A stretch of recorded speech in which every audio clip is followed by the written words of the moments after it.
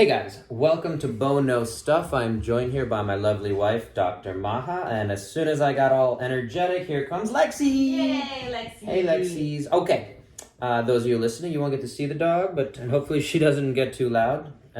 Jump up, Lexi, jump up! She's Jump, jump, jump! Come on! Yay! Yeah! Ooh, okay. Okay, so, a little more family time, yes. Recently, we're moving to Colorado, a lot of changes going on. She's going crazy over there with the ball. So I wanted to do an episode of the podcast, the show here, where I get to talk a little bit about my journey, my purpose, what's brought me to here. So I wanted to have Maha on to kind of help guide that journey a little bit. So the first part we're going to talk about is a little bit of my origins. What do you know about my origins? You were born in Moscow, Yes! Russia. 1 point for the wife. 1983. Yes! That's about all. it. Yep. So you'll notice if you're watching the video, I'm going to change outfits for each kind of phase. So this is my Russian outfit. It's as red as it gets, I guess. I don't have a lot of other Russian clothing, so. I shall not change outfits in between. No, she's going to stay exactly the same, as lovely in each frame as she is. So, a little bit more about that I wanted to talk about is the fact that, it was actually a communist regime in the 80s, and our family escaped from there as political refugees. And the big, interesting thing there is if you wanted to go on iTunes or what have you, there's a documentary called Stateless. I'll try to link that in the show notes, but probably won't because I'm really bad at show notes. So Stateless, about how we had to kind of escape from Russia, and eventually we ended up in Brooklyn, New York. So that's kind of that first phase. Do you remember anything throughout your journey? The one thing, we did have to do a stopover in Rome. I was about 3 or 4 years old. So we did a stopover in Rome, and I do remember seeing the Colosseum. It was pretty magnificent even then to a 3 or 4 year old. I do remember also getting lost in a very crowded market. Mm-hmm. And I remember being a little freaked out. Still kind of trauma stays with me. I know there's much worse traumas that one can go through, but I do remember that. And then I kind of remember playing on the airplane. We were on a Pan Am airplane. I remember that much. We landed in JFK, but the Pan Am airplane, there was a few other, I guess, kids, or maybe one or two other ones that were going through the same kind of journey, escaping and going through this immigration process. So that was a weird, random thing. Mm. Yeah. So what happened next? You got to Brooklyn. We got to Brooklyn, and we're going to switch. So we're in Brooklyn now. Yes. We're in Brooklyn, and I ended up in Coney Island, Brighton Beach first, where my grandparents were, the kind of where all the Russians end up. And then they moved over to Seagate, if you're familiar down there. So what I did want to talk about more importantly there is the fact that it was a very active childhood. I grew up, again, there weren't a lot of kids in the neighborhood I was in, but I was lucky to have a cool group of kids, and we played a lot of football. It wasn't the organized sports like Little League so much, but before high school, we did a lot of stoop ball, so you throw the ball onto the step and see how far you can get it to go, and all these random little sports that we'd make up to try to have some fun. My friend Anthony, who I still talk to, and he was kind of an older kid who would organize some of these crazy games and made up a few games himself, like chair ball we would throw. I don't know, it's crazy. Anyway, but it's a very active childhood. We were right by the beach, so actually, my mother's a big swimmer, and I think that whole constant kind of active lifestyle as a kid certainly has I think carried over to where I'm at today, and bred a lot of that physicality into my mind. The other part, though, that stands out for me when we came to Brooklyn was the stress of moving, and I think it ended up all getting to my father a bit, and he did have a heart attack at 41. So, and he did not survive. So that is, in again, this retrospective kind of looking back, my purpose, what's brought me to where I am today. A lot of that stuff is preventable. And again, the further I got into my kind of practice in medicine, the human side of it, understanding that, looking at the statistics, so many of these diseases are preventable. And I think that, again, knowing that my father's kind of death was very preventable in a lot of ways, has been a little driver for me looking at folks and saying like, hey, like if I can get you to stop doing that thing you're doing, we might be able to save you something worse in a few years, as far as death, or even, you know, just having cancer or Alzheimer's or diabetes. All these things to me are very preventable. And I saw that early on. And again, that's stuff that really stood out to me in Brooklyn. Yeah, so both your parents actually had a huge influence on who you are today and what you do, because not just like your father's death, but also your mom's, you know, swimming and active lifestyle. I know you love the ocean. So yeah, sounds like both had an influence. Yeah, it was you know, you are, and again, all the friends that kind of extended family too, just very, very physical, just that kind of emphasis on exercise and yeah, I think that led to a lot of things in terms of exercise, which led me to play football in high school, which I was definitely in love with. And those are guys I still keep in touch with. You know, we have that brotherhood. We actually still just started a monthly call, guys that, you know, some of us we haven't spoken in maybe 20 years. So we still have that call and checking in with those guys. And again, I'm trying to help each of them to what I can. We all have different degrees in life or expertises that we've accumulated. And so I'm trying to help make sure they're staying healthy, checking in on their mental health and all that fun stuff of having that kind of connection and community a little bit that's helped build. Yeah, so it was just the beginning of your career without realizing it, maybe. Yeah, and again, when I was playing football, that's when I think I connected the dots of I want to be involved with sports. I love sports, and I was debating between the medical side and being a sportscaster, kind of something like that always appealed to me. And so I chose to intern with our team doctor in Brooklyn, Dr. Dreyfus, who's doing some fun things out there. You should check him out in Midwood section of Brooklyn, where her favorite pizza is DeFara Pizza right across the street. That's not my favorite. Sorry, the second favorite. L&B. Yes. L&B number one, sorry. He doesn't know my favorite pizza. DeFara, well, they're very different styles of pizza. Anyway, we're not going to get into that pizza discussion. I do have my Brooklyn jersey on, but we don't have to go too far down the pizza conversation, although that can take its own hour-long episode. We'll do that in another one. Anyone wants to hear the full hour-long pizza episode, Pizza critique. We will certainly go down that path. So, but yeah, that's what led me to say, you know what, like, yeah, I want to work with the human body. I want to help the human body be healthier, be better. It's a fascinating thing that we don't get a user's guide to how our bodies work. And so that was something that I wanted to kind of understand. I pursued athletic training, being an EMT, personal training, nutrition, all these different avenues for... She's having fun with a tennis ball, very active dog. So yeah, all these different avenues that led me eventually to kind of physical therapy. And then we'll talk a little bit about how physical therapy then transformed back to touching on some of these other avenues. But I do think that at the end of the day, that's the passion. That's the goal here, is to help people get as healthy as they can. And there's these simple, basic things that, again, we're just never taught, or it's super confusing because there's all these different things out there. It's like, which one do we listen to? And a lot of, again, I see a lot of wasted opportunity. If somebody's in the gym for an hour and they're on the elliptical for that hour, again, maybe that's an improvement off being on the couch, but at the same time saying there could be better things that we can do in that hour. And again, invest a little bit of time now, work with someone like me. I've taken the time to really get and hone what it is that's going to get your body to be better and get you to do the things you love to do. So connecting with all that is really where we're at. So let's leave Brooklyn. Yep. So moving on to physical therapy. I'm wearing my outfit change here, LIU, physical therapy. Got my doctorate in 2008. Was right across the street from my high school, Brooklyn Tech. Wanted to stay kind of local, around my family and all that jazz. So, but getting my doctorate was obviously a major tipping point or a good progression into the next kind of phases of everything. So the physical therapy career, then I went into practice in Midtown Manhattan, very busy, very interesting orthopedic, so a lot of total knee replacements, total hip replacements, athletic injuries.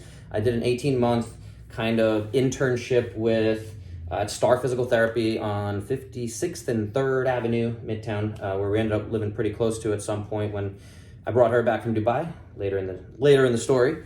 But yeah, then that's when I was actually introduced to CrossFit.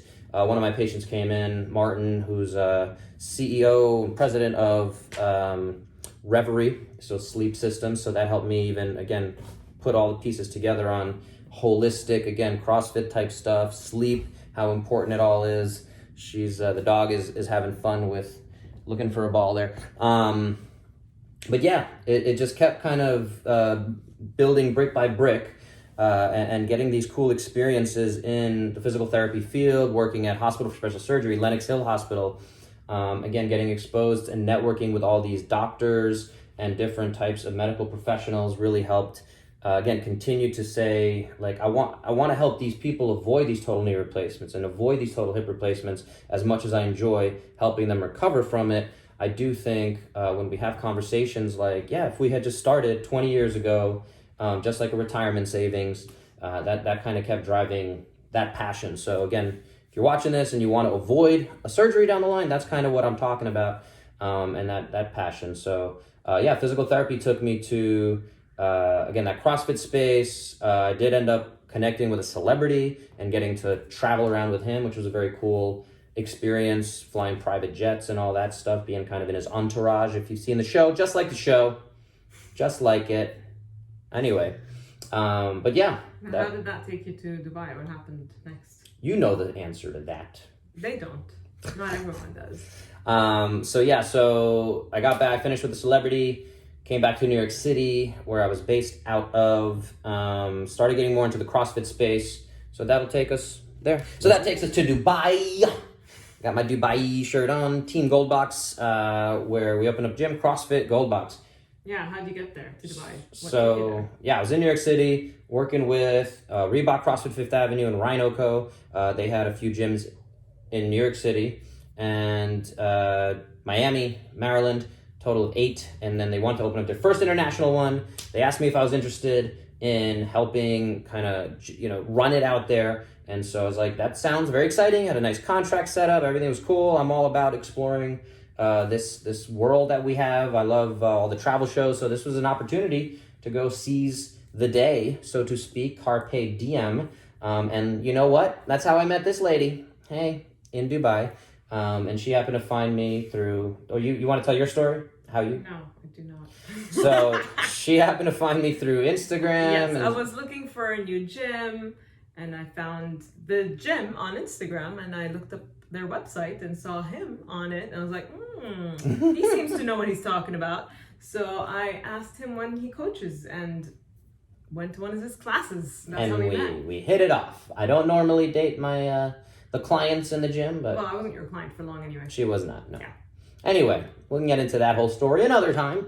But yeah, Dubai. I was there 2.5 years. She was there 5 years. After a little while, what I will say is, again, like it's not a lot of nature. We kind of missed that nature, and we went to a wedding in in France, and she literally would be hugging trees because we missed that nature. Dubai is very much isolated from it's a desert, so everything there's there's little bits of nature, but again it's pretty artificial. So anyway, it's dry. It's very dry. Yeah. It's 120 degrees 6 months out of the year. So you get to live in air conditioning. Even during the other 6 months, it's also very dusty because of where it is. So again, most of the time you're in air conditioning. It's just it's not for me the healthiest environment. I didn't love it in terms of that. So anyway, we decided to get out of there and head back to the United States, New York City. Got our puppy when we were in Manhattan. And yeah. Should we finish? Yeah. Oh, transition. Mm-hmm. Yeah. Okay. Well, yeah, and then do you want to talk about how we moved here or no? Yeah. Yeah. So we were in New York for a year and a half. New York for a year and a half, and then we drove cross country. You kind of shifted out of the CrossFit. Yeah. I was starting to do online work. The CrossFit gyms in person, where I had enjoyed working and creating some kind of relationships with those gyms and the coaching side. I said, you know what, I want to really be able to shift and make a bigger difference as much as I think those classes and working with people to improve their movement in a class setting had benefit, which is, again, what I was really doing in Dubai. I like the shift towards a holistic approach as well, and being able to work with people one-on-one. More online work, and so even if I see someone in person now, I will ultimately get them working with me online. I want to talk through what I now have my 5 pillars of health. So, and again, I refer a lot of folks over to her for just doing a check-in on, what's going on in your relationship, connectivity. A lot of people don't know how to handle those things, and it's something we bonded over of the fact that, again, a lot of people end up only seeing her when they've already let the problem persist for 10 years or something like that. Well, yeah. For years, yes. For years. Yes. Yeah. And the same thing with me, people, like I was talking about before, of like, you let the aches and pains kind of just linger there, and you said, I'm going to take a Tylenol, I'm going to kind of ignore the pain, I'm not going to treat the root cause. And so that's what kind of led me to figuring out a way to talk to folks about the root cause and how do we get you to really address stress, sleep, lifestyle factors, nutrition, put it all together on top of the movement. So even if you have some shoulder pain, it's not just, let's do these 3 exercises and see if that improves it. It's we got to put all these pieces together to make sure 5 years from now, 20 years from now, you're not necessarily going to have these issues again. And again, your body is going to perform and feel as amazing as we can get it to feel. We're optimizing your body. Body optimization, Bo. No. Yeah, there's a bow in everything. There's a bow in everything. So here we are, Southern California. We're moving to Colorado. We're both mostly online. Yeah. COVID happened to happen. Before COVID, though, we were both luckily somewhat online already. So we have these systems in place for kind of being prepared for something like this. And again, being able to pivot and adjust to this crazy world that we're living in. And Lexi's very excited about the whole thing. So anyway, I'm just gonna check her there. Okay, so here we are again, working online and continuing to push this kind of preventative model on my side as much as possible. She's not pushing. It's hard to push preventative, I think, on the mental health side. I would love to, but yeah, it's hard. It's hard to push prevention in general. Yeah. Yeah. So one thing that I've been pushing recently is a 21-point orthopedic checkup, head to toe, kind of like you get your car, and they might do a 63-point check and how are your brake pads and all that. So I'm doing the same thing for the human body. I'm trying to get every person I can through at least that basic system to have that conversation about where are we with, your shoulder joints, range of motion, your hips, which all these things tend to add up. And especially now with, again, this COVID world we're living in, most people are adjusting to staying at home, working from home, and not necessarily having access to the gym equipment, at least that we previously had. So it's a chance for us to continue to grow and build and continue to, again, make an impact on physical health, mental health. Yeah. So based on your story, your personal story, is there like a message you want to share with people? Yeah, that again, so much is preventable. It's not sexy to think about prevention, right? But again, that's been my driver, and that's where I want to work with folks to say, again, if we spend an hour together right now, it's going to save you a lot more time down the line. It can save you hundreds of thousands of dollars in surgeries and time lost and quality of life. I don't mean to like scare people into it either, but again, I've seen so many of these surgeries and just diseases that are, again, very preventable. So, the time to act is now. Neither one of us is very good with money, and I'm happy to put that out there. You can disagree if you want. But the point is, in terms of saving for the future, I wish that I had started saving, or that we got into GameStop, or we're doing stocks or whatever. I wish that we did. So obviously having more money makes life a little bit easier. And I wish that, again, I'd started saving for my retirement savings, 10, 15 years ago. I never really got someone to explain to me exactly what that whole process is, compounding interest.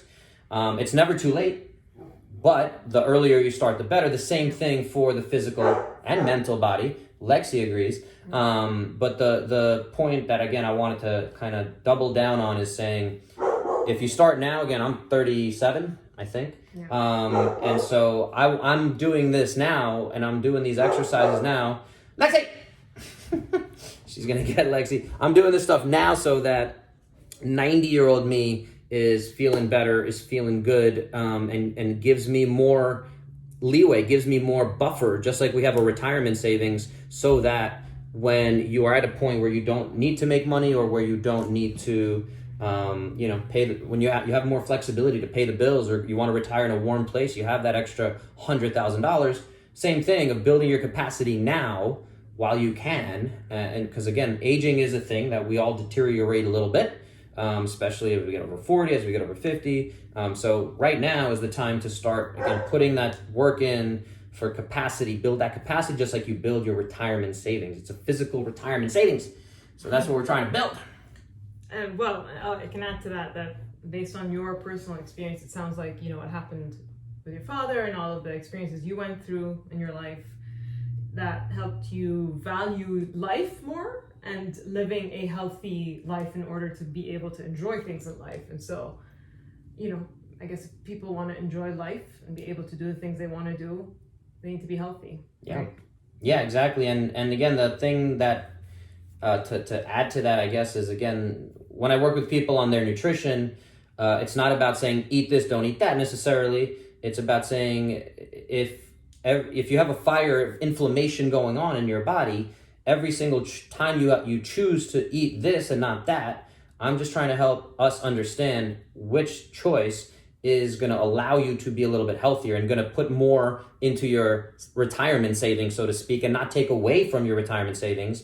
Because again, if you're having a meal and you're kind of fueling that fire inside of inflammation, and it's very difficult to discern. And most people are busy with their own careers, with their own kids, whatever it is, and don't have time to listen to 1,000 podcasts like I've been doing, read all these books. I've spent nearly $250,000. I was calculating, it's a little scary, $250,000 in education, continuing education, which I don't regret at all. Like, I love learning, and I plan to continue spending money on it and learning for the rest of my life.